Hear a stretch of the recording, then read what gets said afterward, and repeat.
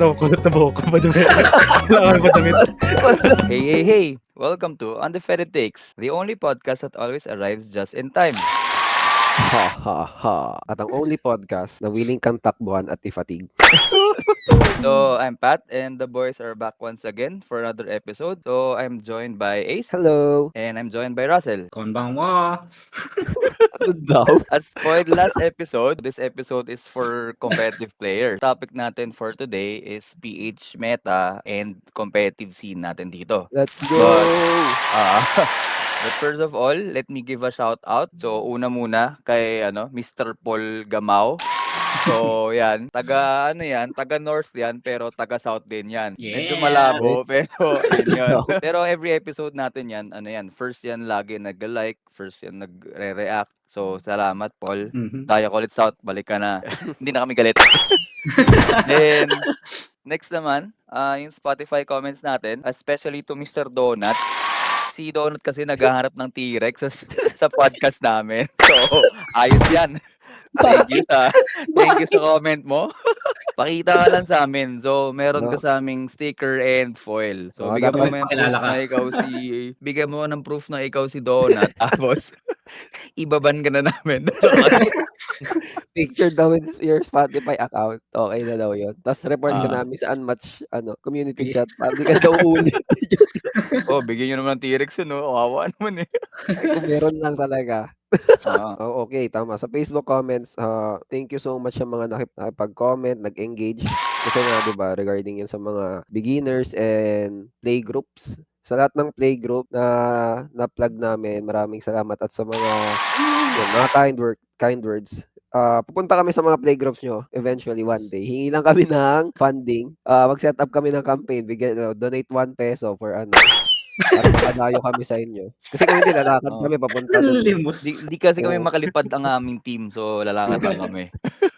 So, yun. Pero thank you. Thank you sa mga comments. I hope na lumaki pa yung mga communities. Sa Spotify comments naman natin, sa results, regarding sa results ng which yung pinakaunan yung idea na ituturo sa mga beginners. Nanalo doon is with 69% is yung hero familiarity. Thank you sa votes and I hope na you'll continue voting sa polls namin. Yan, salamat. Yun. So, nabanggit nga ni Ace sa Facebook, daming playgroups na nag-comment. So, actually, may isang playgroup na hindi natin nabanggit last episode. May special shoutout siya ngayon. Kasi, itong shop na to, sa Affinity, sa may Muntinlupa. Okay. So, naglaro ako dyan. Bakit? Paano ako napadpad doon? Kasi ganito yan. Bonak eh. Pag Thursdays kasi, nasa office ako. Okay. Daan ko pa West Skyway. Nung time na yun, sobrang traffic. Introvert kasi talaga ako. Nahiya ako sumingit. So, nag-aabang ako ng may space para masingitan. Ba't di ka kasi pumila? Hindi, nalampasan ko nga eh. Umabot ako dun sa may orange na line. So, bawal na sumingit, diba? Sige, sa alabang sa pote na lang ako exit eh. Nasa left pala siya. Tumahanan ako. So, yung next exit, basta palagunan na po. Kaya, Muntinlupa. So, saktong-sakto, nag-message yung Affinity na may tournament nung gabing yun. So, okay, since isang oras bago ako maka-U-turn, diretso na ako Affinity. Ayun. Napalaro ako. Bakit? So, Wait, wala kang heroes? Hindi, yun nga. May moral lesson dyan. May moral lesson tayo dyan. Meron pala Diba? Aksidente lang yung pagpunta ko doon, diba? Pero nakalaro ko tournament. Bakit? Kasi, paano? Pwede natin gawing storage yung mga sasakyan natin ng unmatched character. Doon yung naitambak para pwede ka maglaro anytime, anywhere. Bit ka lang. Di mo alam kung mapapalaban ka ng unmatched na sa trabaho mo. Parang Pokemon lang ba to? Pagka kailangan unmatched tayo. You're full, may dala akong deck. Tama, diba? Shoutout sa Affinity. Yung next natin for yung previous Reckless launch namin. Tanong kami ng mga players about kung sino yung top 3 nilang players sa Philippines, not including themselves. Ano result mo, Russell? Result doon, yung top 3 natin, si Robert, si Heinz, si Taj. Hindi yun in any order. Sila, three-way tayo. Pero yun, discuss natin yan further mamaya. So, speaking of yung Reckless launch namin, so this episode, meron ulit tayong guest and special rin siya, syempre. So, bigyan mo naman kami ng malupit na intro dyan, Ace, about our guest. Yes, as magiging tradition na natin, if may guest, i-glaze ko sila ng malala. Para magte-take siya sa next match namin. Okay? Siya yung first superhero ng Unmatched Philippines. Grabe, first? Grabe yun. Siya talaga. Undisputed. Walang kokontra kasi siya talaga. Oo, siya talaga. Siya yung isa rin sa backbone ng Unmatched community. Known siya sa community as Montage. Yan. Yun. Let's go, Sige Taj! yan. Woo! Hi, Taj. Hello, Taj. Hello. Welcome to our I'm podcast. here. I Thank you for am having me. arrived. I've arrived just in time. Yeah. Nice! Pag-usapan naman natin muna si Taj sa atin, boys. Paano natin na-meet si Taj? So, start na muna kami ni Ace or ikaw muna, Ace, tayo? Ako kasi, nakalaban ko siya sa first tournament ng BGM sa Metro East. Kayong Magaling, tatlo ganun magaling. na same story kayo ata. Oh. Si Russell lang yung hindi. Ako hindi. Tayong tatlo magkakabatch. Basically, tayo, Thunderbirds na tayo ng Thunderbirds na tayo ng community. Oo, nakalaban ko siya third round ko. Tinalo niya ako ng Luke Cage niya against Sinbad. Tapos, di ko alam yung ginagawa ni Luke. Mukhang tanga nun. Yun lang. Tapos, hindi ako salty kasi siya yung nag-champion. Yeah! Ako naman same tournament siguro sa atin nung Ace. Not sure kung quarters ba yun or basta nilaglag rin ako ni Taj nun. Advance kayo parehas, alam ko. Nag-advance kami to semis. Ay, 2 quarters lang. Naalala ko yun, gamit ko Sinbad. Ay, sorry. Sinbad siya. Gamit Semis ko yan, Shalt. semis yan. Semis ba yun? Di ka short. Balikat? Naka-3 games lang ako na mag-kwento. Matanda ka Ako na. hindi for some reason eh. Di ako memory ko. Yung goldfish unang kasi game ako eh. natin, Yenenga Genie sa Marmorial. Ikaw ikaw Yenenga, ako Of Genie. course. Tapos yung second game, Houdini ka, Doctor Strange ako sa Sanctum. Nanalo ka ng first game, nanalo ko second game. Tapos nung third game, Luke Cage, Sinbad ulit, para na-run back yung kay Luke Cage. Pero Luke Cage ka, Sinbad ako sa solo Yan nalala ko. Yun pala. Best Luke of Cage three. pala. Best of 3. Oo. Ayun. So, yung mga first tournaments pa yun namin. So, dinurog din ako ni Taj nun. Ayun. Kasi Yun yung naman siya mga panahong may... Hindi naman durog. ikaw Humble. it's long time in the past, pero sa tournament yun, ikaw pinakamahirap na kalaban. Wow. Ikaw lang naman nakatalo sa akin, so I guess Oh, that's to counter something. Digital slate. Sabi ko pa kay Taj dati nun, nanginginig sa'yo, uy, huwag kang manginig, ako lang to. Then, next natin, Russell, kamusta naman yung first encounter mo kay Taj? Si Taj, kilala ko na agad yan nung hindi pa ako nag-tournament. Kasi yung friend ko na nag-introduce sa akin sa Unmatched, si Albert, isa sa unang sinabi niya sa akin, si Taj daw, yung number 1 sa Unmatched. Wala pa akong 5 heroes na alam nung time na yun. Kilala ko na si Una pa Taj. malaman niya yung match. Oo. Hindi na nalaman yung top player bago magka-heroes. Totoo. So, nag-start ako mga July. Pero first ever match namin ni Taj, 2025 na, sa Bacon. Yun na yung first ever match namin. Ang layo, di ba? So, yun din yung first, I guess, interaction na rin namin. So, Baka di na Tumoe, Titania, yeah. Ang weird nga doon kasi nung sa Nationals, diba, na doon ka na. Naalala ko nakalaban mo si Matt, magkatabi lang tayo. Tapos during that entire time, Pero hindi tayo hindi tayo nagkapansinan. nag-interact kasi di kita kilala. So, Hindi, wala talaga. Uy, Diba? Yun din yung isip ko. Okay, so yun. Usual naman question namin, Taj, how did you get into Unmatched? Actually, yung pinakauna talaga, parang 2021 pa. Yung mga board game reviews kasi dati, pinapanood ko lang yung reviews na lang kasi entertaining. And then, may time nun na may friend ako, nag-go through na kami sa TTS ng mga random 1v1 games. Tapos natry namin yung Unmatched one time, Sherlock, Bigfoot. For some reason, we were drawn to those fighters.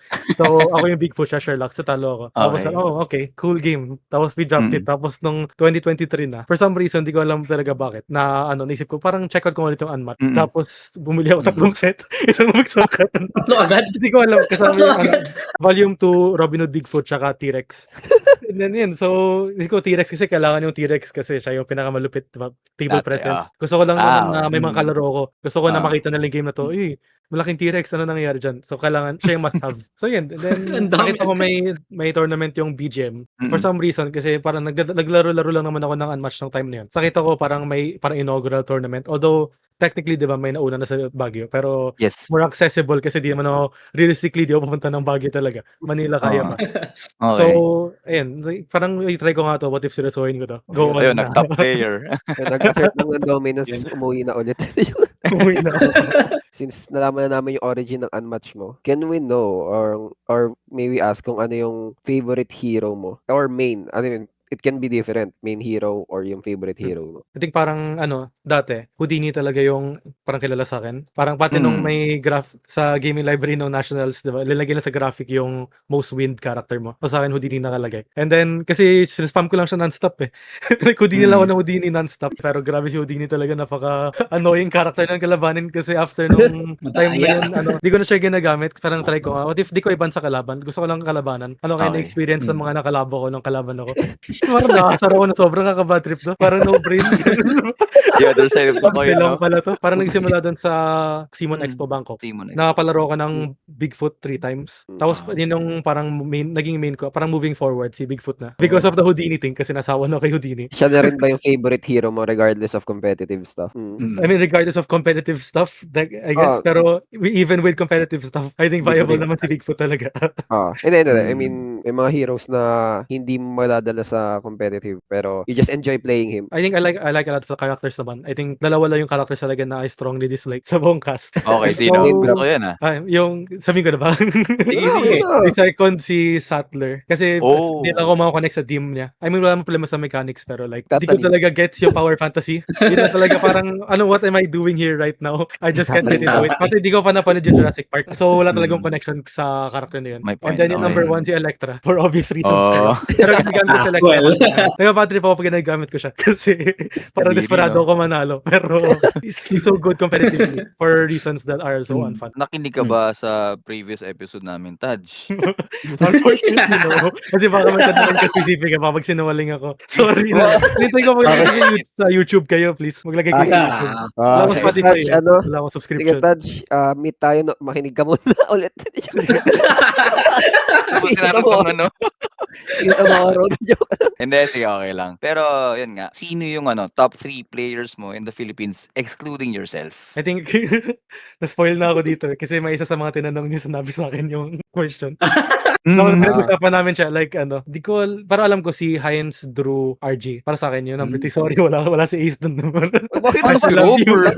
Baka kasi naka-clench fist na siya ngayon, di ko nakita sa screen. I think, di ko alam kasi kay personal experience, kay Drew, isa best ko pala siya kalaban, tapos parang medyo wacky tournament dahil nga sa GL eh. Parang bago pa lang yung Witcher, so I can't really say. Tapos si Heinz, dalawa best ko pala siya kalaban ng tournament. Si RG, 9 times ata kami naglaban. So ilang beses na kami naglaban, yung standing namin, 5-4 siya, 5 wins siya. Or last ako. So parang siya yung pinaka annoying sa akin. May point kasi doon na para 3 tournament na dire-diretso, undefeated ako. Until ma-meet ko si RG, tapos rekta, talo na ako. So parang okay lang na matalo kay RG, pero nakakatawa, kakapagod rin ata. I think have to respect talaga kay Drew, even though di ko siya nakalaban personally, pero grabe yung consistency niya talaga. So just from what I can see from the outside, it's very impressive talaga kay Drew. So consistent din sa consistent din sa Reckless Launch results. Nice. Pero disclaimer yun, may disclaimer lang kami. Small sample size na yung namin. Yung Reckless Launch. A few persons lang yung na-interview namin since may tournament lang sa PGM that time. So medyo may onting bias, saka hindi lahat ng playgroups na involved sa interviewing. Yes, tama yun. Yeah. Pero for you, Taj, ano yung criteria mo for a good player? I guess very strong naman, objectively makita mo naman yung results, diba?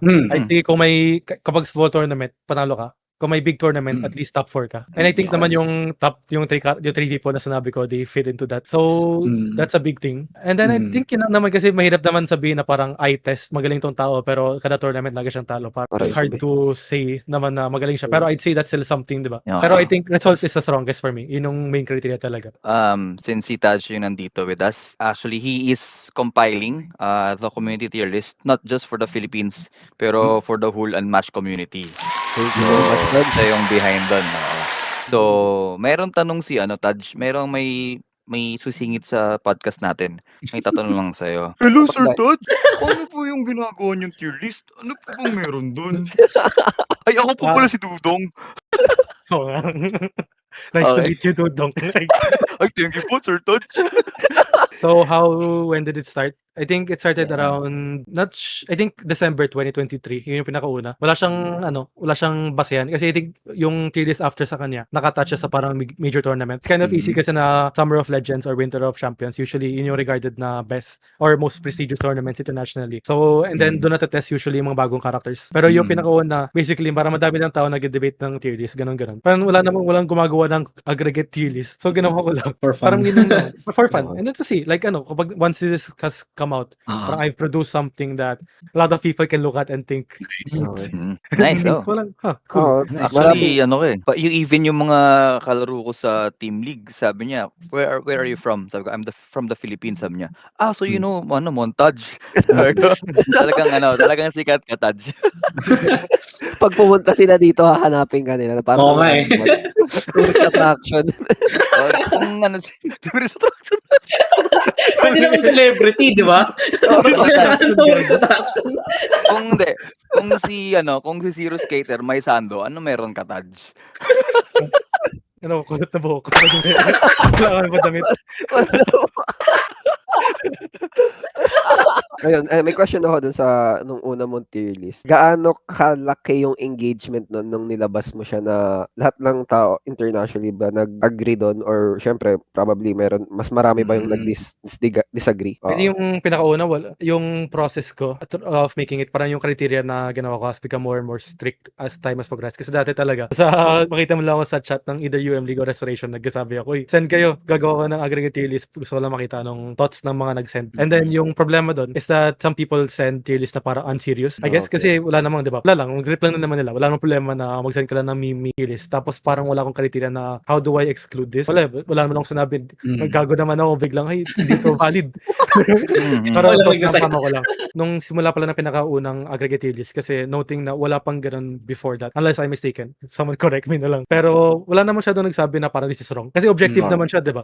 Parang wala naman akong pinapasok yung subjective eh. Yung mga tier list na binigay ng mga tao, nasayin ko ng value. Tapos pinagsama ko sa spreadsheet, kinombine ko sila. Talagang correct siya. In the sense that lahat ng mga tier list na kinombine ko to the aggregate tier list. So you can agree, you can disagree with the aggregate tier list. Pero you can agree that this is an aggregate tier list. Diba? This is what people think. And though you're going against so community accepted talaga siya. Na-mention mo nga yung process mo, nagtatanong ka lang dati. Pero yung sa susunod na tier list mo, yung mga tatanong mo, mga select players lang din ulit? Parang yung pinakauna, random lang siya na parang end of year tier list lang siya. Wala siyang connection sa any tournament. Tapos moving for yung next tier list onwards, connected to a tournament na sila. And then pero I don't think I was asked, parang wala pa ata akong gano'n nakriteria sa second one. It just became, parang later on pa, it became clear to me na parang kailangan pala na may criteria.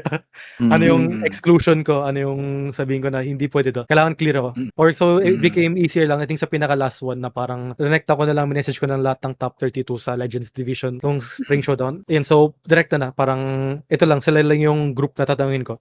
Sila lang privilege. Madami hindi nag-reply sa akin. Pero most of them replied naman. Lahat naman nagsabi na mag-send sila. So I think people naman were enthusiastic. They were interested in sending naman. Parang naging goal na nga siya ngayon, di ba? Magta-top 32 sa next tourney para may sariling parang tier valid list na opinion mo. Ano na, may credibility ka na to throw a tier list. So yun, regarding din sa tier list na yan, naglalagay ka lang ba ng do you have your own inputs as well sa tier list mo? Yung kasama. Well, may isang, I think the tier list before this Spring Showdown 1, parang classify ko siya na parang good players, quote unquote. Di pa siya objective, pero parang if I'm not mistaken, I tried to parang eye test na good players. And then parang may nag-mention naman na parang I'm good enough naman. Siguro di naman ako bobo. So parang I am valid to make pwedeng gumawa ng opinion. So gumawa ng tier list ko. And then sinama ko siya. Pero sa future tier list na gagawin ko, unless lang overperform ako bigla. And baka giga performance ako sa Winter of Champions. I don't add my input. I think it feels stupid to do that. Parang sino ba ako, 'di ba? May ginawa akong criteria, di ako sali sa criteria. Ergo, di ako sali sa tier list. Yeah. So may tanong ulit si Dudong sa'yo, Taj. Sir Taj, kailan ba yung next tier list natin? Good question, Dudong. Marami nagtatanong kasi.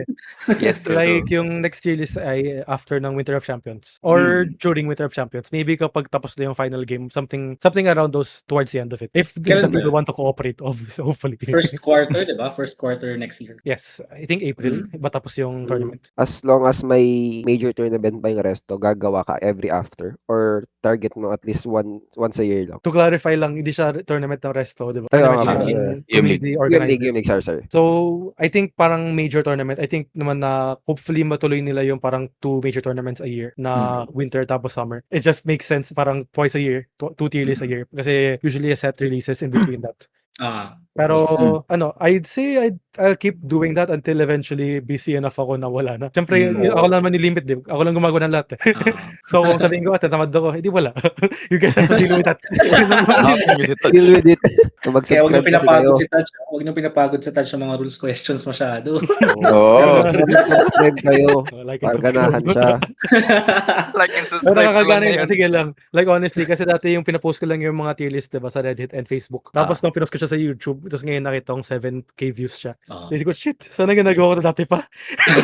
Yes. Pero oh well, Mga moving forward na lang. Malaking engagement sa tier list since parang gusto lang ng iba ng validation or gusto ng iba na makita yung where to start. People love to discuss about things like tier list kasi talaga. Yeah. Di ba, to argue about. Na hindi naman gagawa ng official quote-unquote tier list yung restoration, diba? True, Kasi hindi. it makes sense naman, Talaga. they wouldn't do that. Wala nang bumili Oo. ng Buffy. So parang the people will look towards like the next most official. So Yeah. there are like mga more individually more respected players like compared to me, kung si Zero Skater, Karma, they have their own tier list. Pero I guess yung sa akin, just by the fact na pinafusion ko sila lahat, parang it has become more valuable. Ganun. Yeah. Yes. Community accepted. siya. Nako-combine lahat ng mga hot takes ng mga tao, nagme-mellow out sila. If you combine them with other people's hot takes, it all blends together into parang a not hot take, like a respectable take. Yeah. True. Undefended Yes. take. Singit yun. Siyempre. Okay. Ganun gumawa si Taj ng tier list. So, si Dudong alam na ngayon. So, next topic naman natin, yung PH meta. What is meta? Ano nga? Meta is... Hindi. Meta is the most effective tactic available. Or in simple terms, yung parang pinaka madaling gamitin para manalo. Malakas. Effective. Pero effective yun nga. I-discuss naman namin yung yung evolution of the meta since every release nagbabago yan kasi nga yun yung most effective on that time. Yung evolution of meta kasi meron yung tatlong, ay hindi sa Pilipinas isa na nasa laylayan lang ako. So, aware lang ako sa PH meta. Yung una kasi OG meta, yun yung mga panahong iinan pa lang kami. Tapos yung 2023 to. yes, 2023. 2023. Tapos 2024, then 2025 meta up to the present. So let's start muna sa OG meta kay Pat. Naalala mo pa ba yung meta nung panahon na yun? 2023, so ang pinaka naalala ko, meron tayong big three. That Yes. was Medusa, Electra, and Sherlock. So, Oh my goodness, for the me, base. yung OG meta for the Philippines was para sa akin. So, yun yung pinakauna na involve sa game. Yun, ikaw, Taj, tama ba? Ay, anong Parang take mo doon? Funny lang kasi like OG meta. Pero yung first tournament namin ni Ace, kasi technically ikaw, may tournament ka na before. Yun yung kaka-release na ng Brains and Brawn. Tapos ang funny kasi na parang pay to win memories yun eh. May mga tao na pampasok sa shop, bibili ng Brains and Brawn, bubuksan nila, gagamitin na sa tournament. Oo. Lugi. Ang naalala ko rin sa OG meta, merong tinatawag na Big One si Zero Skater dati. Oh. Which is my main Tienenga. So, yun yung hot take niya eh. For him, it's better than Medusa, Electra, and Sherlock that time. Tapos, ang prevalent rin talaga dati nung OG, T-Rex. Tama ba, Taj, for you? T-Rex. Kasi parang every other player meron T-Rex nun na talagang ginagamit for competitive talaga. Gumagamit rin ako ng T-Rex nun. Yes, so... Masaya naman siya, wala lang. Pati ngayon naman ginagamit pa rin. Pero nun, Ito naman. siyempre, mas konti yung mga tao, mas sikat siya. Nalala ko parang may tournament sa BGM na T-Rex gamit ko. Parang within 3 turns, sabi sa akin ni Ann, sabi, tapos ka na? Sabi, opo. So, ganun yung T-Rex dati na parang ang bilis ng game mo. Parang 3 turns tapos na yung game. Yung sa sinabi mo kayo ng Big One, ng kay Yeneng, yung pala yung time ng 2023, wala pa yung Tales to Amaze. So True, parang true. literally God pa si Yeneng, ganun. Kaya niya lahat. Tapos nung nag-release yung Tales to Amaze, parang Bumaba. nawala yung aura niya, medyo May nag-arrive. may nag-arrive just in time. So, yung next naman sa 2024 meta nga. May pinanganak nun. Pinanganak pa lang si Russell. Oh, kakapanganak lang sa akin nun. Medyo kaka-release ng Tales to Amaze. So, nung pumasok ako, ang first set ko kasi Cobble and Fog, sinabi rin sa akin ng friend ko, buti na lang top tier agad yung binili mo. So, pwede ka mag-competitive, diba?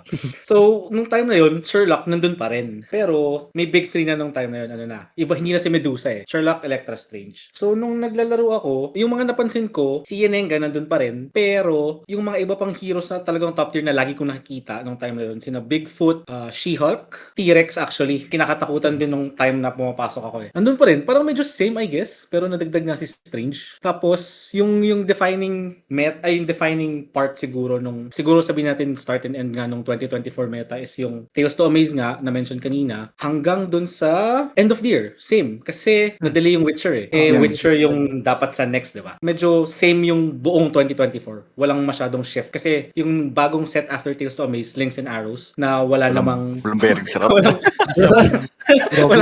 walang ambag sa meta. Well, may Titania para counter kay Sherlock, pero yun lang. Yung mga tournaments nung time na yun, second half ng year din, parang nagsunod-sunod na rin yung ban Big 3, ban or 1 S tier allowed lang. So, Yes, hindi parang na ganun ka-importante. I think yun yung Slings. era na naging medyo stale dito sa Pilipinas yung meta. Kasi walang lumabas na hero. It's interesting Pre-pre. nga kasi yung meta kasi sa Philippines, diba, available lahat. Like, so, to clarify, kasi there are other metas parang online ngayon na curated rosters na. But I think moving forward for the PH meta, generally, we're going to keep na everything's available. Except for the big 3. Pero, we don't talk about those naman. Pero, babalon lang naman yung cuts na not big 3, diba, as more sets get released. So, yun yung perspective. And then, yung sabi nga ni Russell 2024 na Slings and Arrows lang yung na-release na set. So, it's actually funny in 2024 kasi sobrang daming tournaments nun. Kasi siya I think siya yung nag-boom yung Unmatched sa country. Although that was pre-Beyblade era, pero parang ito yung initial, the first boom. Yeah, the first boom yun, tama. Naming LGS. So parang it's actually kind of cool na nangyari yung boom during a relatively stale. Kasi bumawi naman yung 2025 na for natin. Ang dami nangyari. Speaking of 2025 meta, I could define it as the Witcher era talaga siya ngayon. Kasi naging sobrang relevant ng Witchers as nag-enter siya sa scene ng PH meta. Napansin nyo naman, like especially sa battalion format, I think napakalakas ng mga Witcher. Like Yennefer. Yes, out of the 6, diba? Out of the 6, 4. Top tier. Solid siya. And I think ang mapapansin ko sa meta, I don't know if you can agree with me, pero medyo nag-lessen na yung tingin ng restoration sa fatigue. They'd rather make heroes na would kill you rather than exhaust you. I think natutunan sila. Yes. I think yung backlash siya kay Electra and kay Strange medyo malala. Actually kay GB din kasi yun. I don't think naman Restos like trying to make fatigue fighters. It just happens. Like unintentionally, lalo na kay Electra. Pero yun, competitive fighters find ways to abuse yung kit niya.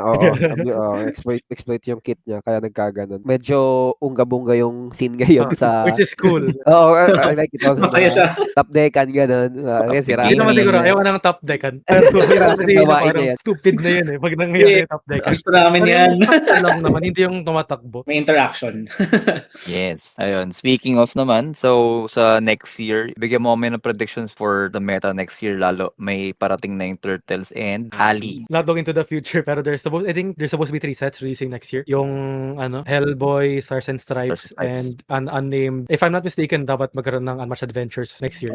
Pero obviously we don't know what's gonna happen there. Ali is unfortunately, I don't think he's going to be meta relevant at all. No. I think naman there's a lot of characters that are like, I don't think he's like horrible. He's decent. Pero just because like if yung battalion format, diba, it's a pretty wide pool there of the good characters at the top. So you can't just be decent kasi there's so many good characters that you have to compete with. So Ali just doesn't fit right in. Yep. And then sa Turtles actually, that's going to be fun, I think. Kasi yung comparison, diba, sa Turtles, there's 6 characters. Witcher 6 characters. So parang yun yung magiging benchmark natin na how big of an impact will 6 characters do. So if isa-isahin natin one by one. Si Leo, probably same boat as Ali, not meta relevant, but might show up now and then. Para yun yung random na may kalaban ka sa tournament, may kalaban ka ng Leo, tapos yung Leo main. Tapos matalo ka bigla. Yun yung Leo main. Sinutukin mo yung bad trip ka. Tapos malala pa yung kay Mikey. I think Mikey is going to be very popular. Kasi sobrang medyo madali siya gamitin and medyo wild siya. And I think madami siyang matchups na madami siyang matchups na malakas siya. Pero madami siyang matchups na mahina siya. Pero matchups. patagalan niya malit na mapa. Madami siyang kailangan. Pero kung masakto niya talaga, parang T-Rex on steroids siya. So I think maging relevant siya as a counter pick. Same May way question na ako first dun, ngayon. Ano yun? Mas brain dead ba si Mikey kaysa kay T-Rex? I think, Okay, I'm top good. deckan lang naman. Yun yung top deckan talaga si Mikey. Mm. Not to say naman, lahat naman ng laro ng Unmatched, diba? Top deckan naman in a sense, philosophically. Pero kay Mikey kasi Literal. so, and then, and si Donnie, I'm still not sure Ooh. where he land. No, I think si Ace yung favorite yun yung favorite ko talaga. Pero I'm just not sure. I think naman I kind of absorb naman yung opinions ng mga top players sa international. So, hindi to pure opinion. Pero like just trying him out then. He seems good. I think he'll show up now and then. Parang chill Trent. Hopefully. Something like that. Na, si generally siya, hindi naman siya counter pick eh. Yep. I think generally counter picks have more value personally. Pero pag generalist ka, you have to be really good. So we'll see. Pag compared kay Jill Trent, is Donnie as good as Jill Trent? We'll see na lang. So and then Raph is good. Raph is really good. I think Raph is Yes. great. Sobrang ganda ng design niya. Tsaka sobrang astig na gamitin. Feels good to Mm. play. And then we enter the villains. Ay, Mga nako. menaces yun. Diyos ko I po. think they're going to be mainstays. They're going to be, sila yung makikita mo na kung sa Witcher, 4 yung characters na dumagdag talaga sa meta. Mhm. I think si Legends like niche, pero I'd say Siri, Yennefer, and Eredin are definitely joined. They're the main pool na. I think Kalang and Shredder are joining the main pool. Oh, So sila yung dalawa yung expect to see a lot. nice. So, may top tier ulit. Ay, nako, Krang. Talaga. Grabe yung weird Mga- talaga yung labanan. Ang saya gamitin pero ang toxic ka laban. Sobra. Epic yun. So, in short, may impact. Magkaka-impact yung Magkaka-impact yung TMNT. Ali wala. Yes. Bruce Lee kasi Bruce Lee and Ali naman kasi 'di ba? Bruce Lee was already available even though In the less meta, yes. accessible. Pero yung mga Correct. tao naman na may-ari ng Bruce Lee, di mo lang ginagamit sa tournament. So, it says about the character na he's not the best, but he does the thing, pero he's not the best at it. Okay, so yun, na-discuss nga natin yung mga meta ng different years, di ba? 23, 24, 25, tas predictions for next year. Ngayon ba, tingin nyo, yung current state healthy pa ang meta or kailangan na talaga ng parang bagong sets? Kailangan na lumabas yung TMNT as soon as possible. Sige, I'll start. And would a stale meta equals unhealthy meta? Stale, yes, in terms of ano rin, yung diversity ng fighters. Parang yung pag-open Big 3 Battalion 5, di ba? Parang pare-pareho. So, Pero parang ngayon, it's an interesting kasi parang I don't think necessarily naman na if it's stale, it's unhealthy. Parang kasi right now, nung pag-release ang Witcher talaga, yun talaga yung parang biggest splash to the point na parang sobrang daming characters na naging relevant. Ang daming pwedeng pull. The meta right now, I think as more sets get released naman, it's just going to get better and better. As long as wala ng Electra Strange type character na magpakita. But if they do show up, pwede naman siya isama na global ban. So it's not a problem. So I think the meta right now is the healthiest it's ever been. I guess the question na lang na if it's stale. Yes. I guess it's stale. I mean, we've had the same, most of the time yung format natin is the same for every tournament, which is, Yes. I think it's cool. I think that their standardization for tournament series cool na you can rock up to any random tournament sa wherever you go. Generally, they're going to have the Bring 5 battalion format. So you know what to expect. That means that generally, I think the PH meta now is reliant on that format. Kasi you have other formats like yung Lock and Loaded na ginawa nyo. So, nag-iba meta in that sense. Although I don't think it changes that much. I think same naman na same song characters show up. Yung question namin, meron bang format na like a variation of a format, especially sa battalion, na may much healthier rather than sa isa? For example, yung battalion, di ba sanay na tayo sa battalion which is Bring 5. Do you think it's much better na open yung Big 3 or at least open yung at least one? What do you think is much better dun sa mga ganong type ng formats? Is that too Kasi many ba o for everyone? Dami for ko everyone. dito. Sa'yo. Sige, Since, sige. tayo muna. it's your take kasi. Ban, Big 3 immediately banned. Never open the Big 3. Do not Why? enter. I-defend mo. I-defend yung undefended take mo. I think naman na it's just there's so meta warping.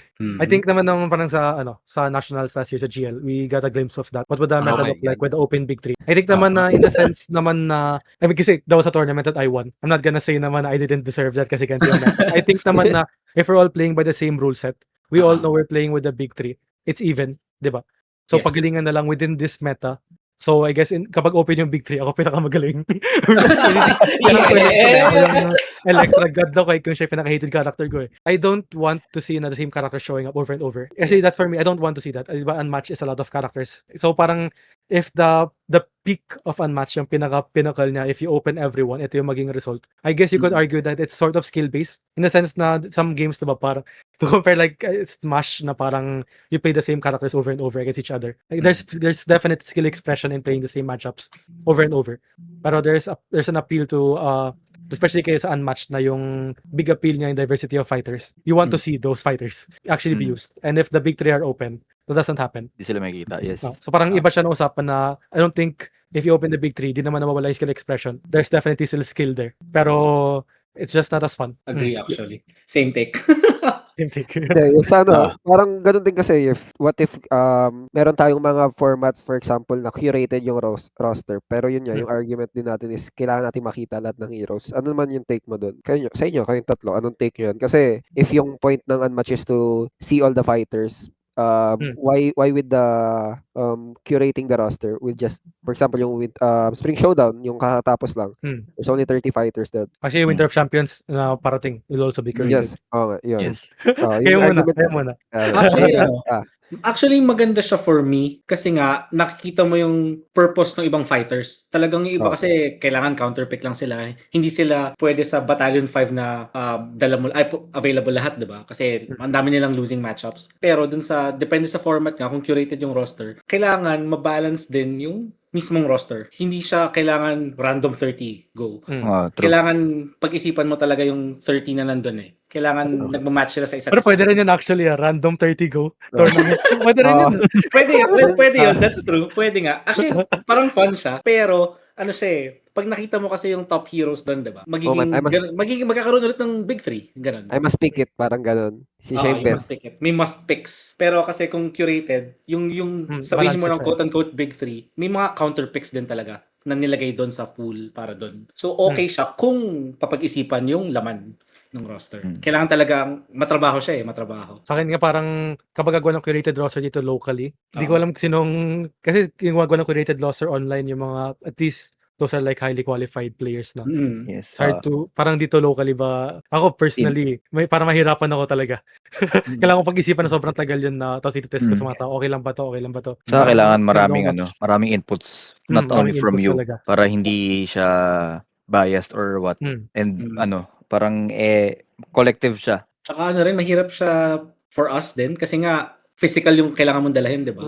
So parang pag wala yung characters mo na available sa roster, hindi parang mahirap sumali. So hindi siya as welcoming as yung Battalion 5 na normal sa atin. So speaking of yung sa mga healthiest meta, question ko sa inyo, should there be additional global bans aside from the big three ngayon, si Electra, Sherlock, and Strange? For me, strangely nga, I think we're okay right now. I think talagang sobrang lala talaga kasi ng Big 3. I think si Strange nga actually is not that bad. I think nung open si Strange dati, madami naman di ginagamit si Strange. Kasi madami tao di confidence sa kanya. Si Sherlock and Electra talaga yung pinakamalala. And I think right now si Medusa is kind of mellowed out. She's really strong and simple to pilot, pero a lot of fighters can now deal with her. Yan, her first series, Eredin. Sige. Pero parang kaya na siya. So right now I'm okay. Pero if you were pag ako gagawa ng tournament, madami dalaki yung band nun. Pati sila Bigfoot, Golden Bat series. Talaga ba? Pati A+. Just a bit more expanded. Pero right now, I'd say I'm good naman. Kayo boys. I think okay na sila. Especially ngayon, nagpe-playtest na sila ng intensive sa mga unreleased fighters para maiwasan yung tulad ng abomination na si Electra. I think wala na magkakaroon ng as broken as those two, Electra and Sherlock. Yeah, agree. Parang di ba nga napag-usapan natin sa episode 1, di ba? May poll pa tayo kung dapat bang i-global ban na rin si Medusa. Maraming tao rin naman nag-vote na hindi naman kailangan. Kaya naman siyang labanan. Okay na nga yung ngayon. I think nung una, gusto ko talaga na isama siya. Pero now, parang it's fine. Yes. Like, you can deal with her. I think di na siya ganun kausong ngayon. Weirdly. Oo. True. Ang daming counters. Ang daming marunong lumaban sa kanya. Sanay na yung Pilipino sa kanya. Then next naman, what is the difference of the Philippine versus the international meta? Parang generally the same. Just some quirk. I mean, kasi we do watch out for that, diba? We want to get a competitive edge as Filipinos. So we all tweeting tayo sa international community because we assume, and I think it's true naman na their judgment is probably more correct. So parang madaming tao kung ano yung thoughts ni Kiet, anong thoughts ni Zero Skater, yun yung magiging thoughts rin natin, Karma. So I think in that sense, it becomes same-ish. I guess we can just look at parang results na lang. Yun yung, do the results correspond to ano yung tingin natin? I guess yung una na lang pirang weird talaga ba si Yennefer, sobrang uso talaga dito.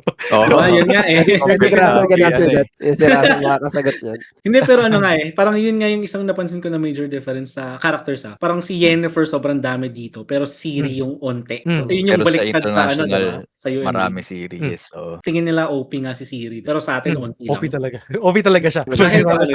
Pero Yun nga ano, mahirap i-pilot kasi siguro. Deck order ng kalaban mo. Kailangan mong i-manage yung deck order. Pero si Yennefer kasi medyo may pagkaungga-bunga ng onte.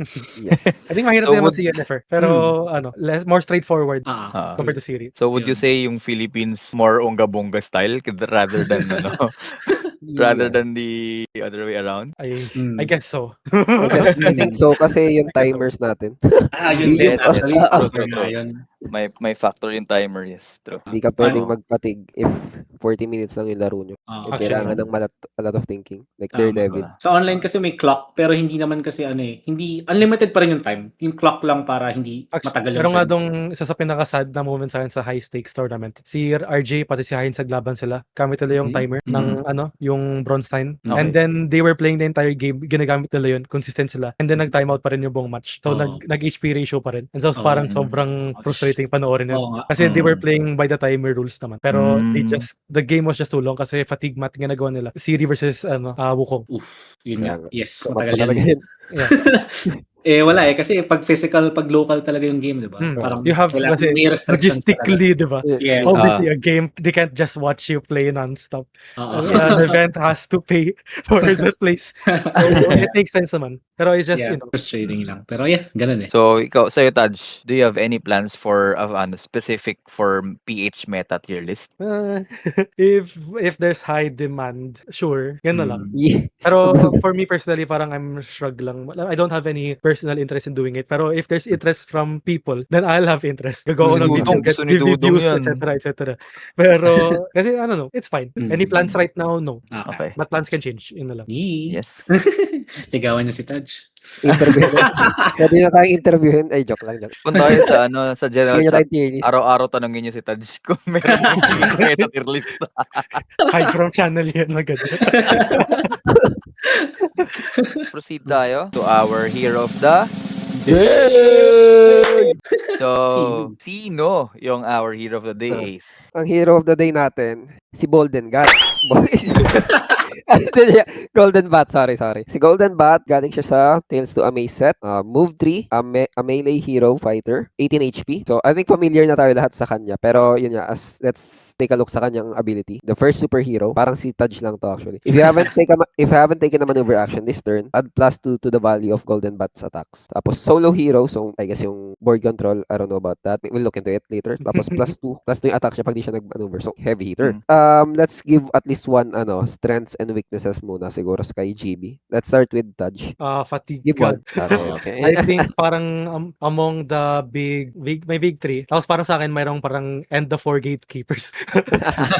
Si Siri, Golden Bat, Medusa. Wait, sino? Tatlo lang ba sila? Siri, Golden Bat, Medusa, Bigfoot. Parang Si Bigfoot, Bigfoot kasi parang okay na. I guess yung three gatekeepers talaga.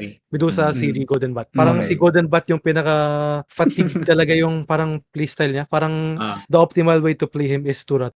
And that kasi si Siri lumalaban, kailangan mag-engage ideally. Si Medusa, tumatakbo siya. The game has reached a point na where she can do that now. Si Golden Bat, simula pa lang tumatakbo na. So, parang yun yung actually it's kind of cute. Meron siyang defined playstyle. So, strength niya, fatigue gun. Basically. Weakness niya, weak to aggression. I mean, that's the way naman talaga to beat Golden Bat generally. I mean, it's either you out-fatigue him, which makakatalo na sa kanya yung mga nag-infinite does not really count. Pag Winter Soldier kalaban mo, di ba, syempre. if you somehow get to force Golden Bat to engage, nawawalan, literally yung ability niya ay nawawala. It disappears. Yung, parang yung deck niya kasi I don't think it was intended to be such a running character. But it just works so well when it's done that way. So if you make him run, if you make him go to you, parang the deck crumbles. He's just not built for that fight. It's so bad when he's the one chasing. So yun yung either you out-aggress Golden Bat, you just attack him. But obviously he's gonna try running away. So parang it just kind of, it's like the natural lang naman na dynamic of a fight. Someone's running, someone's chasing. Or you out-fatigue him, which very few characters can do. Ayan. Sa'yo, Russell. Ako yung isang favorite ko na favorite favorite strength ko ni Golden Bat, may mga cards siya na lock-based. Dalawa. Vaporizing Eye-Beams, Insight of the Ancients. Parehong may random effect. So, maganda siya for me kasi may mga tao na sobrang calculative, diba? So, pag gumawa ka ng random effect na makakagulo sa plans niya, ang laking impact dun sa game plan nila. So, kunyari, Vaporizing Eye-Beams. Vaporizing Eye-Beams. Ayan, laban ko kay Robert. May mga napapanalo akong matches sa kanya kasi kunyari, nadi-discard ko yung log ni Bigfoot, nadi-discard ko yung second shot ni Medusa, diba? Sobrang laking swing dun sa game. Diba? Ang laki ng effect niya. Tapos yung Insight, 2 copies yun na pwedeng mag-recur, pwedeng mag-loop yun kung sobrang swerte mo talaga. So, connected siya dun sa fatigue game niya kasi nga, sa fatigue game, kailangan mo ng value game. So, yung 2 cards na yun, ang laki ng value Big swing. value. Big value. True, di ba? Vaporizing, trade-off, poste ni Bigfoot. Luging-lugi si Sulit. Bigfoot. So, yun yung isang strength na favorite ko sa kanya. Weakness, solo fighter nga, di ba? Yes, may punch to shake the earth siya to deal with sidekicks. Pero, may mga characters na nahihirapan pa rin siya like, let's say, Wukong, di ba? Kasi, nakaka-reproduce ng sidekicks. Wala siyang defensive na pang-deal sa sidekicks. Wala siyang auto-damage na defensive or scheme. So, basta harangan mo lang siya ng fighters, kunyari, mahirapan na siyang pumasok. Kasi fatigue fighter din si Wukong. Okay, kay Pat, sa'yo Pat. Alam ko ikaw yung least GB player sa ating 4. Oh, kadiri kasi yan eh. Bakit? Bakit That's ikaw your yung knowledge. least? May rason yan eh. Okay, backstory muna. So, this was 2024 Nationals last year. So, I used GB. Merong card si GB na tinatawag na Alpine Fortress. So, that's a scheme that chooses a card in your discard pile and shuffle it to your deck. Then, you'll draw 2 cards. Then, you move Golden Bat up to 4 spaces. So, yun yung parang one of the key cards ni Golden Bat. May game ako na wala akong nabunot na Alpine. Buong game. Okay. Buong game. Yari din sa akin yan. So, isang malalang araw sa akin yun. So, ever since that day, hindi ko na hinawakan yung GB. Ayoko na. Strength niya, sinabi ko yung Alpine Fortress, gusto ko sa kanya yung recur. Then may draw ka, parang super maneuver. Kasi you'll draw 2 cards, then you'll move 4. Parang inad niya yung 3 movement niya na base, tapos na move ka ng 4. Then nag-recur ka ng 1 card. So pwede mo i-recur yung cancel mo, yung 5 na defense or yung 5 na attack or any. Basta any card na maganda. Alpine din actually. Then draw 2 cards. So parang super maneuver siya. Weakness, for me, meron lang siyang 6 na good blocks. So meron siyang 2 skirmish, meron siyang 2 key laps at your feebleness. So yung 5 value na blue. Then meron siyang 2 lang na cancel. So for me, pagka, yun nga, sinabi kanina, aggression, medyo mahirap sa kanya kasi meron siyang 6 lang na good blocks. Pero yung malala pag ina-aggress pa si Golden Bat sa swerte siya. Sobrang frustrating din nun. Wala kasi knock factor niya. So, yun lang. Yun sa akin, I might add yung strength niya. Value god din siya. Hindi lang siya. Iba yung mga times na yung heroes mo ay yung may kalaban ka tapos tinatry mong ayaw mong mag-approach as GB. Tapos tinatry ka niya nilang labanan. Mas yung itatapon mong baraha, mas trash cards kaysa sa cards na tinatapon nila. Oo nga. Yung like kay Little Red matchup, like if hindi lalapit sa'yo si Red, yung tatapon mo yung 3 punch tapos yung sight, wala. Hindi mo siya Kaya mo makipagtigasan eh. Oo, kaya mo mapagtapon na ng card sa kanya. So yun. Tapos bukod niya dun sa value na yun, mas maganda yung tatapon nila kaysa sa'yo. I-beam mo sila with a discard. Lugin-lugi ka sa value. Tapos meron kang Alpine, hindi discard mo, na makakapagbalik ka. So basically, if you want, you can theoretically, meron kang 5 cancel if you want. Meron kang 5 punch, 7s if you want. 5 punch? 5 super stress. 5 super stress. Mario punch. Sa weakness niya, nagbi-break siya minsan. Yun yung problema niya. May times na wala kang defense na matino. I forgot to mention yung additional strength niya na, especially if melee yung kalaban mo. If napo-force ka lumapit sa kanya, meron siyang +2 na damage. So, double whammy sa'yo. Natatalo ka na nga sa value. Tapos, sasampasin ka pa niya ng +2 sa turn niya. So, yun yung frustrating sa kanya. Pati kahit kung range yung kalaban, sa that hard to force adjacency kay Golden Yun. Bat. If you're good at positioning that. Yes. So, yun. Nakakainis siya kalaban, honestly. Pero masaya siyang gamitin. Maghugas ka lang ng kamay after kasi degenerate siya. Kadiri kayo eh. So, punta naman tayo sa matchups ni GB. Ako ba muna? Should I start? Kay Medusa? Sige. Ay, Go. okay, Dusa. Back in the old days, Dusa is like one of the strongest fighters naman talaga. As in, kahit ngayon pa rin naman. Pero nung dumating si Golden Bat, I think significantly bumaba yung stock niya. Kasi kaya niyang i-outvalue si Dusa. Tapos, I think siya yung, si GB yung pinaka, bukod sa Big 3, aside from Big 3, siya yung pinaka relevant na winning kay Dusa. Tapos, meron kang mga movement effects just to kite with him. Eto, dito papasok yung value game. Meron kang 6 cards na pwedeng itapon na hindi mo naman kailangan sa matchup na yun. Na okay, I'll gladly discard yung 6 kong cards sa 6 na discards mo. Na i-assign ko na siya. Oo nga. Plus meron kang Reserve na. meron ka ring I-beams to return the discard sa kanya. Random, which is much better. You can value block decently kasi ang shots naman ang damage lang naman ni Dusa is yung pings and yung second shot. Meron kang cancel and 5s to deal with that. Kaya I think Kaya sobrang favor ni GB kay Dusa. I think at least nasa 20% lang yung win rate ni Dusa. Ang hirap niyang labanan as Dusa. Yun. Paano mo next lalabanan match- na Dusa yun? Full send yun. Full Full send send. lang. Yun talaga yung Full way. send. Hoping Just mag-quick si GB. Like, anytime mo Yes. ipin si Golden Bat with the harpies, tapos abilities, go, go, go. Pero Ah. madaming out si Golden Bat. Pero yun yung Agad. best shot mo talaga is Medusa. Which is, May arrive. malakas si Medusa mag-aggro kung pilit talaga siya. Pag no Dami ng choice. Mag no choice siya. Pero di yun yung way na gusto na maglaro. Okay, next match up natin kay Pat. Oo. Isa rin tong notorious din to. Notorious other talaga side. to. Oo. So, syempre, this episode, losing pa rin tayo. Losing matchup. So, GB versus Houdini. Alright. So, yun nga. Ang nabanggit ko kanina, GB has only 6 good blocks. And aggression, medyo hirap siya. And Houdini, marami siyang bait attacks. Meron siyang yung, Sleight of hand. sleight of hand. Man. So, pwede mo muna makita yung defend ni GB before choosing the right attack. Or meron ka ring, yung for my next trick. Yes. So, makakabawas ka ulit ng defense. So, pag for my next trick versus yung sa feebleness na 5 defense ni GB, na malungkot si GB. you just feel Sobrang sad lungkot. for GB. Oo.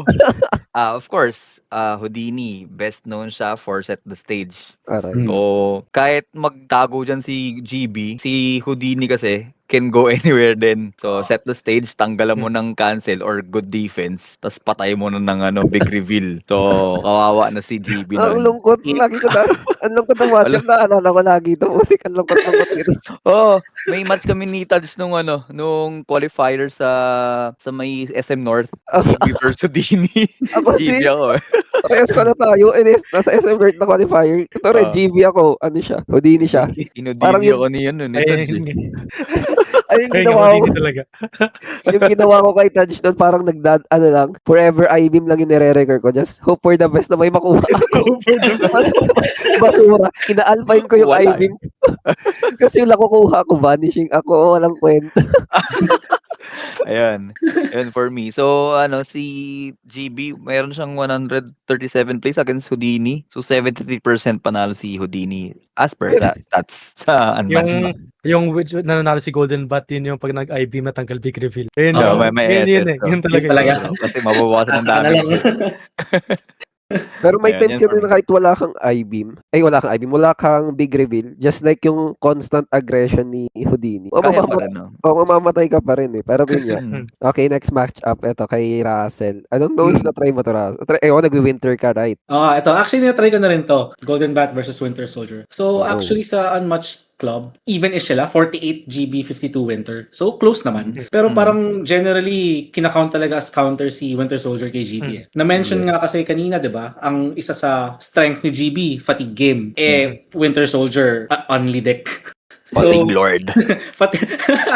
So hindi mo siya pwedeng labanan basta-basta sa fatigue kasi nga mas lamang siya sa deck kasi unlimited. Tapos may complete the missions pa. So yung complete the missions, yun yung pwede mong pang-counter dun sa damage ni GB. Kasi 3 value complete the mission, pwede mong i-boost up to 6 value. So block 6, super strength ka 7, edi take 1 ka lang. Tas recoverable pa yun kasi nga Winter Soldier. Yung isa pa, may alternate gameplay din si Winter Soldier. Hindi lang naman siya fatigue. meron din siyang aggro gameplay minsan. Aggro. Kung depende sa hand mo kasi namumula yung kamay niyan minsan. Oo. Na-experience ko to sa game mismo. Lahat, siguro first 3 or 4 attacks ko, nabato ko agad lahat ng 6 ko. Umiyak yung GB sa damage nun. tapos, pareho silang fatigue fighters pero ang aga natapos ng game kasi tinry bumawi ng GB. So, ang defenses ko naman, complete the mission na hindi ko binuboost. So, Why you bumabalik rin yung damage damage. Why So, are you pinutuhan mo- punching yourself? Binutuhan mo ng 4 na 6 tapos sinusuntok pa niya yung sarili niya. Talagang mamamatay yung GB doon. I think parang sa by the nature of that matchup, di ba? Kapag nag-watch lang sila para sa isa't isa, it benefits Winter Soldier so much more kasi kaya niya mag-curate yung deck niya. Nakikinig. Oo. Parang yung perfect na lahat ng Maayos mga niya. shit niya, matatapon na niya agad. Tapos eventually, pag nag-engage siya, okay na. So parang if both players know what's up immediately, yung pressure na kay Golden Bat, kailangan siya Oo. mag-aggro. Totak Nasa- So yan. si yung Golden Bat, initiative. di ba, di siya malakas mag-aggro. Oo. So that's like Oo. one of the reasons. Kasi automatically, Golden Bat has to go in. Oo. Tapos yung kay Winter Soldier din, na-try ko na si matchup na to a few times kasi it's just a funny matchup. It's funny, Try natin to. matchups na Golden Bat loses, it's funny to me. I don't like him that much, pero I don't hate him like Electra. Pero yun yung nangyayari kasi minsan nakatabi yung Golden Bat dumikit sa'yo, kunwari Alpine Fortress, Super Strength. Tapos yung first attack mo as Winter Soldier kasi magkadikit kayo. Ba yun? Terrifying roar pang defend ni Golden Bat, may 6 yung suntok mo. Tapos yung kala ni Golden Bat na di ka na makakatakbo. Pumatake ulit Winter Soldier. Sasakay ka ulit. Yun yung nakakatawa nangyari sa matchup. Parang nauubos yung high quality defense sa Golden Bat. And minsan kasi si Winter Soldier kasi medyo unpredictable siya in the sense na pag yung deck niya nagbi-brick, minsan walang parang Just- natin na corner si Winter Soldier na parang atake na lang siya kasi wala siya magawang iba eh. Si Golden Bat nagugulat siya. Sakit. Kaya may ganun na aspect yung game na Golden Bat isn't aggressive enough to like punish kasi Winter Soldier also hates aggression. For the same reasons as Golden Bat, I think actually. Konti lang yung good defenses ni Winter Soldier. Madami siyang trash sa deck talaga niya. So, yung next matchup natin, sa'yo, Taj? Golden Bat versus Bigfoot is a Okay. very I think it's generally agreed na evenish siya. I think tumatak sa akin to as the most iconic for me na Golden Bat matchup. Not counting yung Golden Bat Houdini, which I've also played many times, pero it's iconic for a different reason. Pero yung Golden Bat Bigfoot kasi sa Simon Expo, nakalaban ko develop lang si Ruben, si JC, at saka si Alphon. At sila nakalaban ko. Literally, ito yung matchup. Kasi Bigfoot battalion, kasi parang after yung sa battalion format na bring 5 and then swap ban. I think you both end up with matchups na you both agree you can do it. Diba? You both of you iniiwas na yung mga coin flip matchups. So, I guess it's quote-unquote skill-based. It's sort of skill-based but sort of not also at the same time kasi ang lakas ng RNG factor ni Golden Bat talaga. No matter what matchup. Pero natalo ko si Ruben dito na bago nagsimula yung game, nagsabi ako sana wala kang mabunot na defense. Nagkatotoo.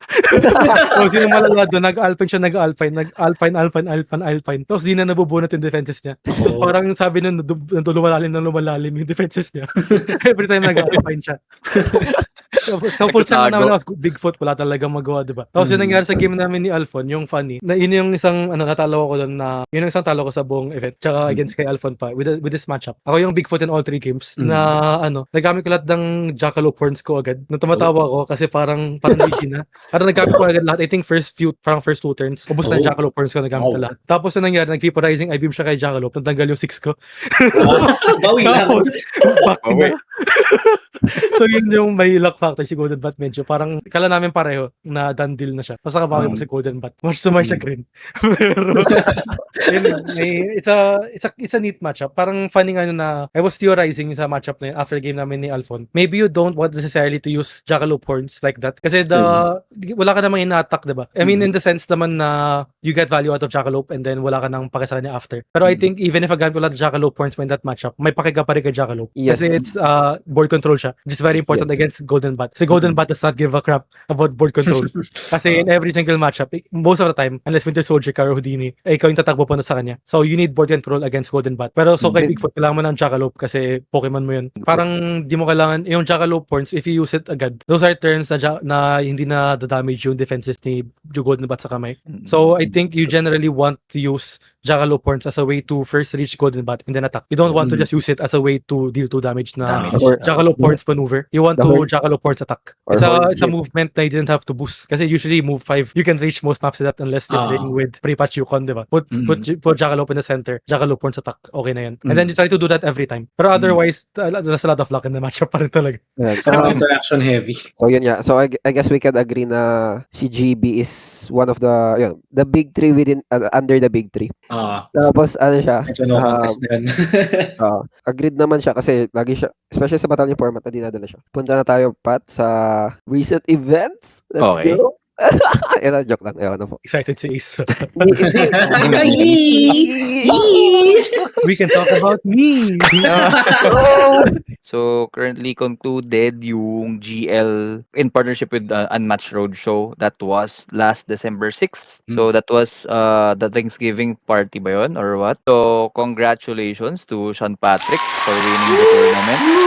So, yung format nila yung nabanggit namin last time, parang banned si Electra Strange, banned T-Rex and Raptors. Yes, Sherlock Open. Nanalo si Sean Patrick nun. Then may second placer syempre, si Annoying Kira. And third placer si Ronch. And that's the beauty of the game kasi maraming new faces to watch out. Huwag kayong matakot mag-tournament. Nakita mo si Taj, mag-bless ka lang. Take care. Ay, sa regarding the roadshow lang, they managed to reach like 60 players, I believe. They hit their 48? 40 40 plus. 48, I think. Yeah. still a lot of players. Yes, ang dami. Ay, very Oh, cool. dami. I think the same day nun, di ba, may BGM tournament din. Yes, Mm. marami. So, very cool na two tournaments at the same time can have a lot of players. No, speaking of, nabanggit ni Taj, yung kasabay niya, Russell? Yung last chance qualies nung BGM Pizza Party Tournament. So, December 6 din siya, last December 6. Format noon ay yung parang modified challenger. So, ang nag-champion doon ay yung dalawang nag-qualify para dun sa main event, si Rain tsaka si Mark Sandoval. Parehong taga-East. Lakas ng taga-East. Ano yan? Pero sa yung nag-champion. Ang nag-champion dyan si Rain. Congrats to Rain. Congrats. Tapos si Mark Sandoval second. Si Mr. Shakespeare. Aray. Doon talaga kilala yan, si Mark. Oo. Diyos ko. Shoutout Ano sa'yo, yan? Mark. Sobrang nakausap ko si Chox tungkol dito, sobrang proud ni Chox. Talagang yung East Play Group pala, sina Chox and Mark Sandoval yung nag-start. May representatives ng East for the main event. Yeah. Tapos yung kasunod, so after ng qualies, the following day, nandun na yung main event, pero may side event muna. So Ace, ano yun? Yung side event, extra tapping siya. Ang format pala doon is lock and loaded din, courtesy of Unmatched South. Tapos ang nag-champion si Sir Paul. Tapos bias ko si Sir Paul. Kasi yun, kay Sir Paul, congrats. Tapos si Sir Tony sa playgroup din ni Sir Chox yun. First runner up, then yung third place si Matt. Congrats din kay Matt. Na-receive ni Sir Paul yung competitive decks ni Shredder and Krang. So, kailangan na lang ng turtle base set ng turtles. Goods na sila. Congrats, Walang Sir Paul. minis. Walang minis pala. Ganun na yun. Sa kasama ng base yun. Pero pwede mo na laruin ng bato yung mini. Sabi ni Tad. Kaya yung foot soldiers, Okay lang ba yun yun? kasi yung problema eh. 24 kasi yun, paano kaya yun? Tanggalin mo yung mga butol sa damit mo. Yung malaki pa rin. Ang dami nun ah. So yun, congrats Sir Paul, Sir Tony, and Matt. So proceed And- na tayo, bilisan nyo. Main event! Kinikilig ko si isa. Okay. So, So, yung main event, so for December 7, kasabay nga ng extra topping sa side event, so yung pizza party. So, that was yung parang almost 2 months, 1.5 months na qualifiers, care of BGM. So ang top 4 natin nun, hindi ko nababanggitin, nabanggit naman namin yung mga qualified. Ang top 4 na lang that event was Ruben, Heinz. Then for the finals, naglaban si Ace and Andrew. Wala nyo sino nanalo. Wala nyo. Wala Touch, nyo. sino Wala mo wala mo? touch. So hard to choose. oh, Tapos si Ace yan. Nice. Our very own Ace. So he Yeah. won the tournament. So he got the yung base set ng turtles plus yung competitive dex rank. Ang format nga nun was lock and loaded. Kamusta naman yung may inputs ka ba dun or opinions ka sa format, Taj? Not only just lock and loaded, yung mismo, yung qualifiers, the whole thing. Like, iba-iba kasi sila, diba? Oh, Per qualis, I like iba. that. So, Kamusta? Do you like that? It's cute. I mean, I guess naman in the world naman ba ng competitive unmatched the formats, they all kind of end up looking the same. I mean, when you're actually playing the game itself, diba, it's the same game. No matter who you play, you're following the same rules. It's just now what characters the formats basically change what characters you end up using. So, I mean, yeah, I like it all. Yeah, wala namang naging problematic na nakita ko. Yung Laguna format was a bit confusing initially. Pero once when it hit its perfect execution, kung ano yung what the format was trying to achieve. Sa finals, I think nagpakita talaga siya. And I think it was a very cool finals. Magandang, may quirky matchups na nangyari doon. It was a cool thing to see. I like the formats generally ng qualifiers. For the locked and loaded naman, I think na it's a cool match. It's a cool format. I guess it's sort of like parang it's like an expanded battalion. I think generally same. I mean, it's not exactly kasi it's like bring 7 instead of bring 5. I think it works a lot better, especially sa main event kasi lahat ng mga nandun, mga addict na ng unmatched. I think for me, bias kasi ako sa battalion, syempre ako yung gumawa nun. So to defend na parang I can't say naman na yes, lock and loaded is strictly superior to battalion. I guess natural progression na lang yun na bring 7. For more veteran players, I think it's just a natural progression. Pero hopefully hindi naman siya dami, bring 10. Hindi. Tingnan mo. Bring dalawang briefcase. Yun naman yung naisip ko rin namin kasi bakit siya bring 7 just to expand lang yung roster. Pero kayo boys, yung na-experience nating round robin within 2 teams. Kamusta yung feel?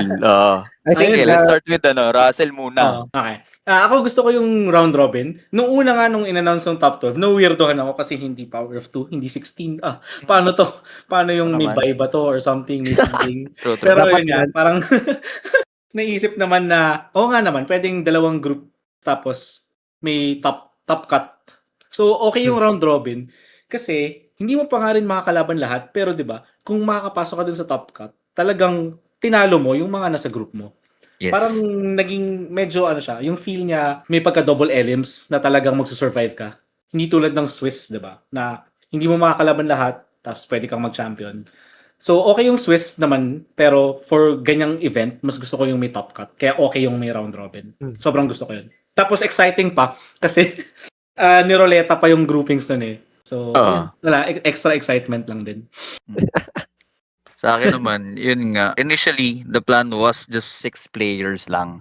So for the 6 dojos, the champions lang yung yung kukunin kasi syempre organizer. I mean, kasama ko dun sa nag-organize nung pizza party, the whole thing. So, yun nga sabi ko kala JC and Ann, sabi ko, try natin gawing 12 kasi medyo malungkot yung 6. Parang medyo super exclusive naman. Parang pinilit ko na lang yung 12. Medyo gahol kami sa oras. It was just halos wala pang a month to prepare. And kulang kami sa sa dojos na pwedeng i-partner. Kaya that was just 12. Pero in the future, we'll see. Pwedeng mas paramihin natin para mas marami makasali and mas masaya yung yung qualifiers and yung journey papunta dun sa main event. Dayo. Sana may annual siya na itingin ng BGM. Yes. Yun naman yung goal. Yeah. That was I think the goal. Since yun nga na nuts November tayo. Kaya yun yung na-feel ni BGM. So ikaw Ace, baka may gusto kong sabihin dun sa nangyari dun sa party. Okay naman siya. It's fine. Meh. A bit underwhelming. Hindi, ayun, sobrang saya. Not because that I won, pero yun nga, you get to play against the best. Siyempre, pero yun nga, masaya kasi yung banter pa lang, papunta pa yung starting pa lang. Ayun, nasaya nun. Tapos nung roleta, napunta kami ni Russell sa group of death. Kasama namin si Robert, si Heinz, si Alec, at si Chox. So yun. Buong flood control. Buong flood control, oo. Shoutout sa kanila. Cannibalize sila dun. Tapos sa group B yung chill lang yung mga players sa group B eh. Gusto kong for the vibes. Oo, for the vibes talaga sila. Start ng tournament, sinasabi na nila, for the vibes lang kami nandito. Yes, kaya ako eh. Yung mga disclaimer yung nasa group B. Ang saya, parang pwede mong makipag-trade, yun yung sabi ko. Pero yan, super fun, ano siya, well executed nung BGM. Tapos, yung tournament itself, yung main event, masaya, ano siya, sweaty siya pero masaya. Yun yung masasabi. Oo, Yun, tama. nakaka-stress. Oo, pero masaya. So, yun lang. Thank you. Yun lang. Syempre hindi yan yun lang. Kasi what are the prizes ng mga nakasali? So, top 5 to 12, lahat nagkaroon ng Daredevil foil. Sarap. Oo, lahat yon. Ganda, So, 12 players nagkaroon. Plus, nagkaroon rin kami ng exclusive na Raphael, yung Psy card niya. Then, meron ding Pandora foil, yung blue Offering niya na to the 2. gods. Yes, offering to the gods. Then, we all got Witcher foil packs and we all got a coaster. Yes.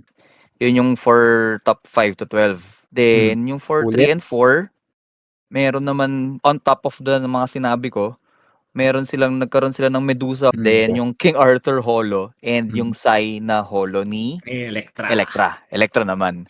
Plus, nagkaroon rin sila ng the best na Unmatched Socks. Pati sila doon. Hati. Ano ba? Muntik lang sila maghati, isa lang.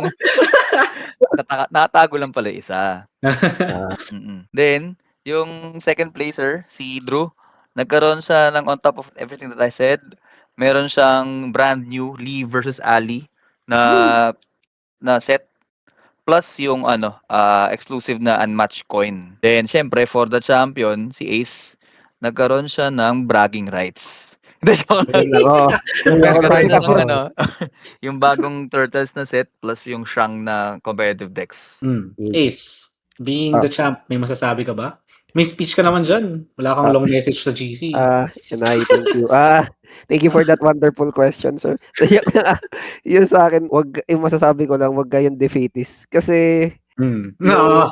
True kasi talaga. talaga, yung start ng group ko, 0-2 ako. Tapos sabi ko kay Russell, hirap, sabi ko. Kasi dinurog ako ni Alec, tas minasterclass pa ako ni Heinz dun sa wukong niya. Sabi ko, hirap, sabi ko. Nagtanong pa ako actually kay Russell kung may pag-asa pa ako. Sabi mo, dapat mag 3-2 lahat except kay Heinz kasi parang sure na si Heinz, parang Sure gano'n. na si Heinz. Oo. Sabi ko, sige, I'll try my best. Tas yun. Kasi laban pa natin. Oo, yung third match ko kasi parang bumalik yung buhay ko kasi nag-God hand daw kay Rob. So yun. Tapos yun, match kay Russell, down to 1 kami parehas, nanalo ako. Yun. So I think yung moral talaga sa akin is huwag kayo susuko. Yun lang. Yes. Kasi 0-2 nanalo pa ako. Walag lang. How inspiring. Yes. I will remember this in all my games. Congrats. Thank you. Yeah. Nice. Congrats. Pwede na ako mag-retire actually para walang bawi lahat. Bye-bye. Next event natin is yung hindi pala, more of notifications, yung arrival na ng TMNT. Nag-email na sila sa mga backers na parating na sila by 12. Yeah. So, yan, tanong ko na din yung logistics. Since 12 daw darating dito, at around what time na i-expect ng mga tao siya makakarating sa kamay nila? Nakarating na yan. Oo, ito na, hawak ko na. Ay, ito pala. So, for sa akin na. Ayun. Ay, pala. Sorry, boss. Ang saya ko na.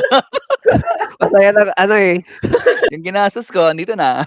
Ay, Nasa December nasa December 7 pa rin. Sorry pa ako. Sorry. Meron tayong upcoming event.